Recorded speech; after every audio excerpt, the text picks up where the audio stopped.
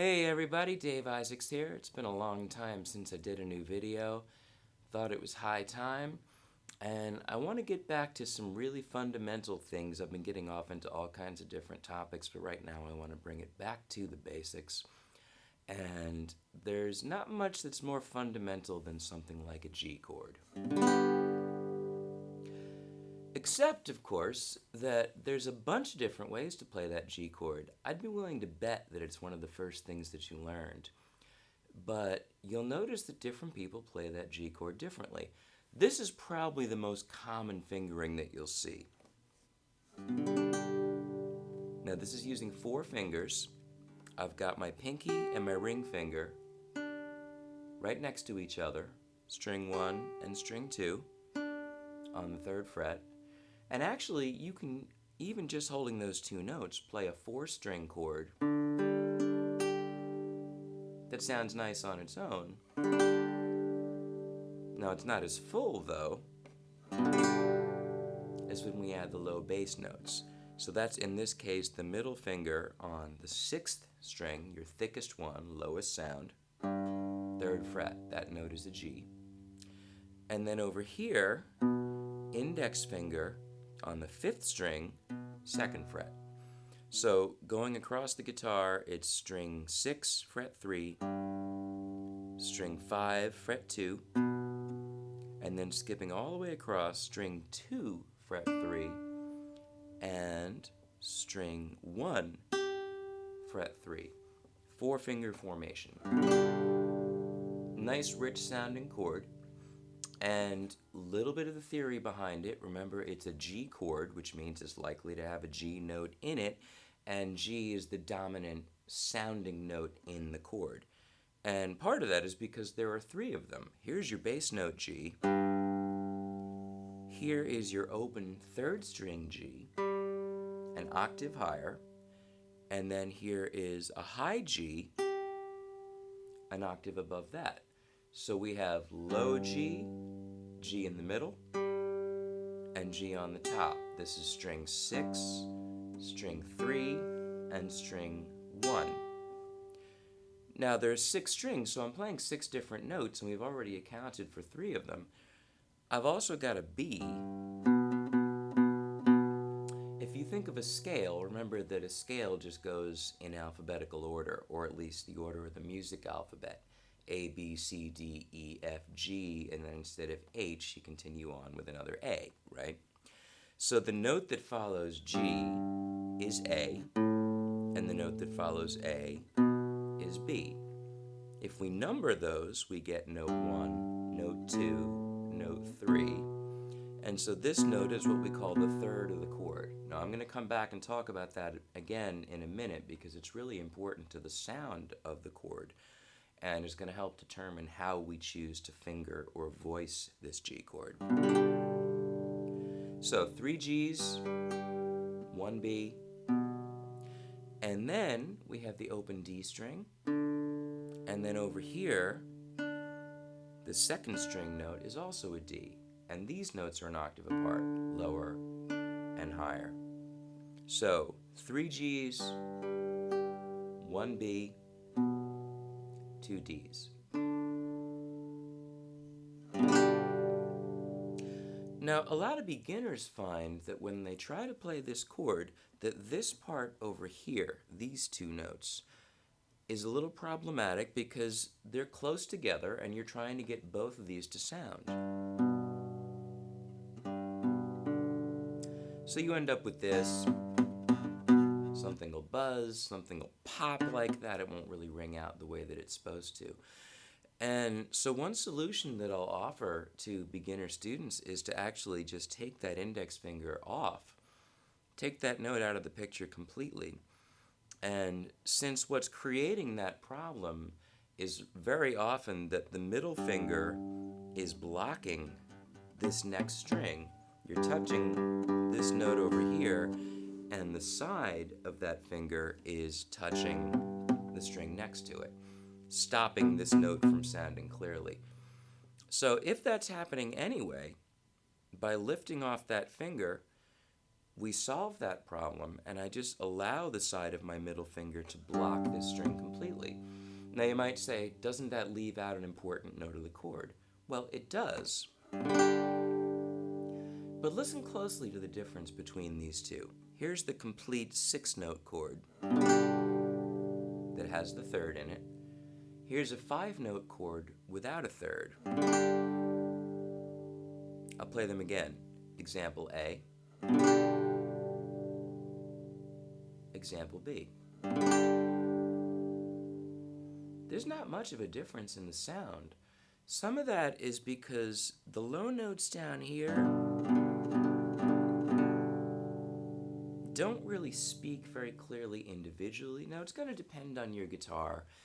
This is not an expensive guitar. Now, I happen to love this guitar, and I think it's a wonderful guitar, and I like the way it sounds. But some other instruments might give you more separation between the tones of the chord. That's determined by even things like the wood that the guitar is made out of and how exactly you're holding down each note and so forth. But in any case, this note doesn't really speak very clearly. The G's are so dominant that that's most of what we hear. So when I take that B out of the chord, what we get is this nice, clean, ringing sound, whereas this still sounds good, but it's a little muddy in the low end, in the lower pitches, unless I'm really trying to specifically bring out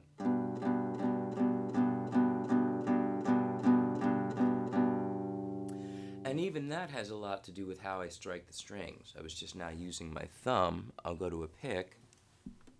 It makes it a little easier to make it speak. But you see my point, that this note, even though from the perspective of music theory it's really important to the chord, from the perspective of sound, it doesn't change much.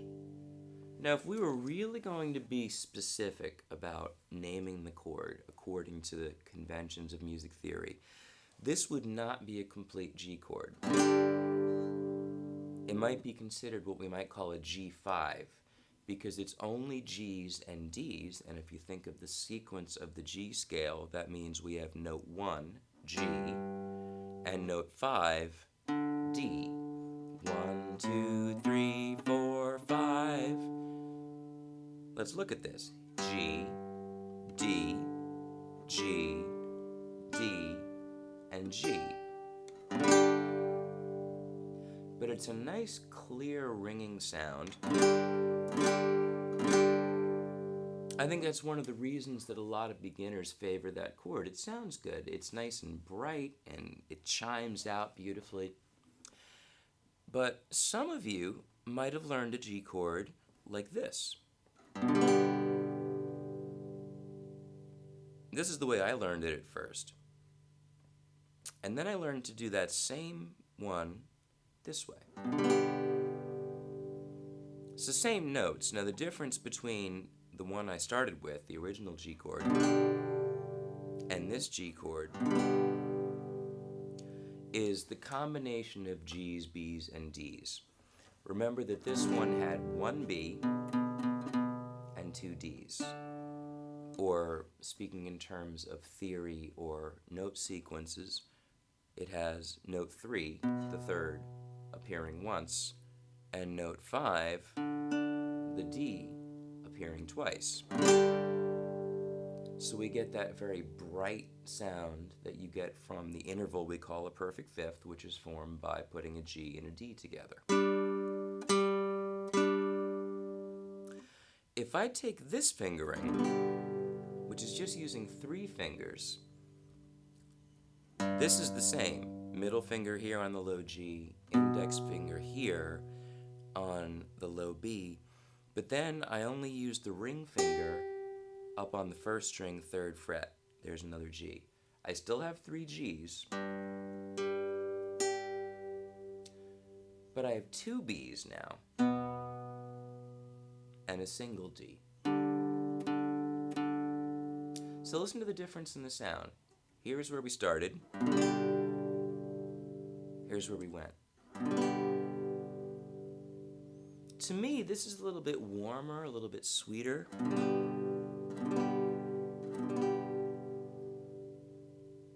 What you end up hearing is the melodic difference. This note is pretty prominent alongside all those G's. In this case,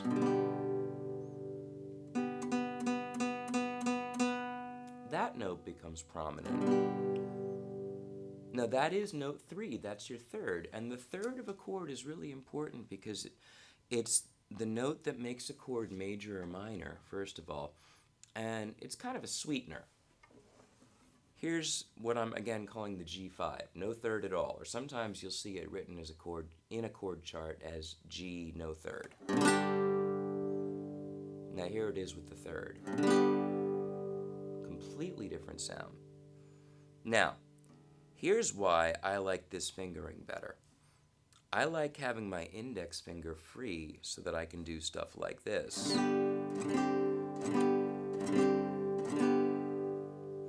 Notice that I'm doing the same thing with this fingering that I did with the other, just taking that low B, especially now that we've got another B over here, so we don't need to duplicate it, leaving my middle finger free at the same time.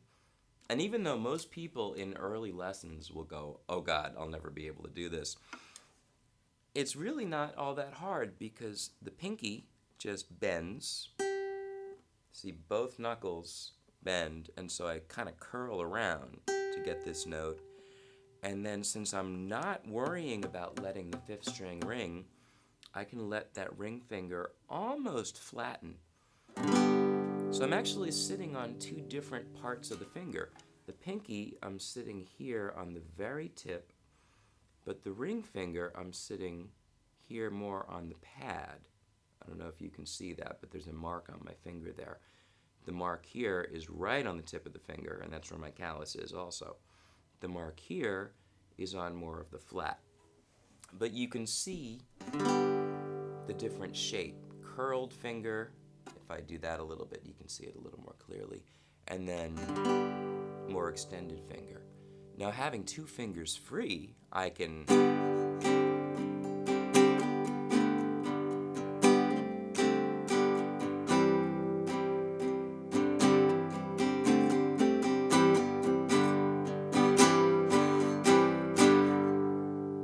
and there are certain very familiar songs you would not be able to play without that fingering. For example,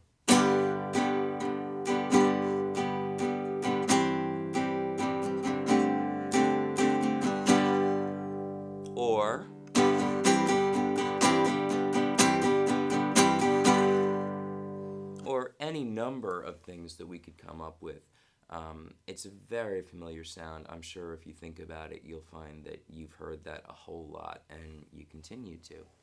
So, to sum up here I've just spent the last, 13 minutes talking about a G chord. Amazing. There's that much to talk about. There's that much to get into. Is it wrong to do this? No. I just favor this because I like having the option of having those other fingers free. Takes more finger independence, takes more skill, that's a separate issue. But since this isn't all that hard to do, I say why not go ahead and learn to master this? Is it wrong to do this? If it's the only G that you ever learned and it's the same one you always use and you never vary it, I'm not going to tell you you're wrong, but I think you're limiting yourself. I use all of these, really. Well, I don't use this very often because it's not much use unless I specifically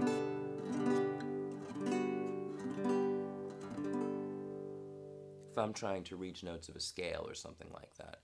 But I use this one and this one pretty much equally, depending on whether I want the brighter sound or the warmer, sweeter sound.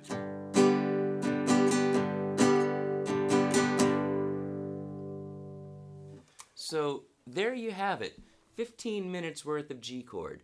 But experiment with that, and in subsequent videos I'm going to expand on this idea some more, talking about other chords. Just use this idea to start to look at what you do and just ask yourself, do I play the same chord the same way every single time? And if I do, is it because I just never learned another one? Might it be worth my while to learn another one? I think it is. Experiment a little bit. Really take a good look at what you know, and you'll start to get a sense of what else you can learn. I'm Dave Isaacs. Thanks for watching.